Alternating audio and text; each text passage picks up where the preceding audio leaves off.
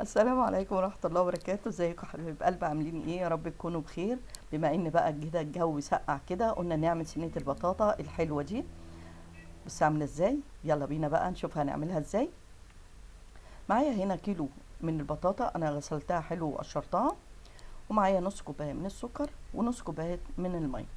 هجيب بقى الحلة بتاعتي كده، وهنزل بالبطاطا كلها، وهنزل عليها بالمية والسكر، واحطها بقى ايه على النار تستوي كده مع نفسها بالطريقة دي. وحبايبي بعد ما استوت بالمعلقه بقى كده، ونهرسها حلو قوي كده.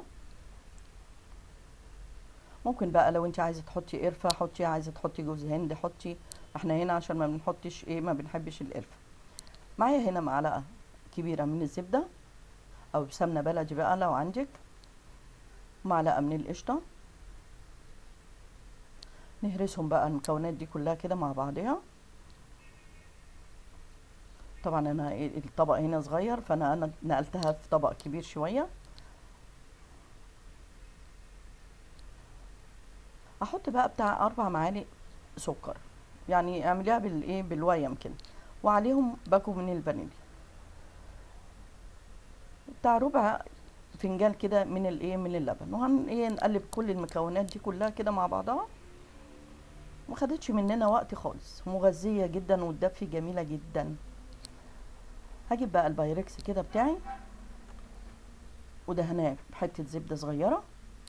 وهنزل بقى الخليط كله في البايركس، واحطها بقى في الفرن على درجه حراره 180 لمده ربع ساعه.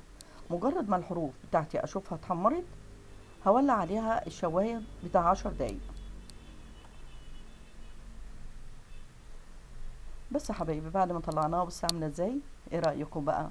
يلا بقى جربيها وقولي لي ايه رايك. اتمنى يا رب الفيديو يكون سهل وسريع على قلبكم يا رب.